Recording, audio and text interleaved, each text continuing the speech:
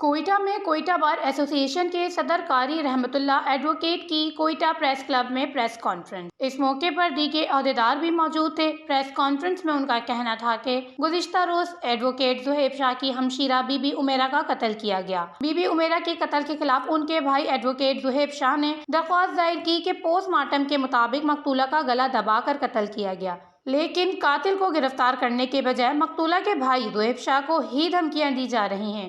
ان کا کہنا تھا وکلا برادری اپنے ساتھی کو کسی صورت تنہا نہیں چھوڑے گی۔ ڈی آئی جی نصیر آباد اور ایس ایس پی کچی سے درخواست ہے کہ تفتیش بہتر انداز میں کریں۔ اگر قتل کے واقعے کی صحیح تفتیش نہیں کی گئی تو اپنا ایڈوکیٹ ساتھی کا ساتھ دیں گے، اور اگر قاتل کو گرفتار نہیں کیا گیا تو سخت احتجاجی لائحہ عمل طے کریں گے، جس سے حالات کی تمام در ذمہ داری متعلقہ حکام پر عائد ہوگی۔ کوئٹہ بار ایسوسی ایشن کے صدر قاری رحمت اللہ ایڈوکیٹ نے حکومت اور قانون نافذ کرنے والے اداروں سے مطالبہ کیا ہے کہ انتظامیہ زہیب شاہ ایڈوکیٹ کی ہمشیرہ عمیرہ بی بی کے قاتلوں کو فوری گرفتار کر کے سزا دی جائے تاکہ انصاف کے تقاضے پورے ہو سکیں۔ وش نیوز، کوئٹہ، بلوچستان۔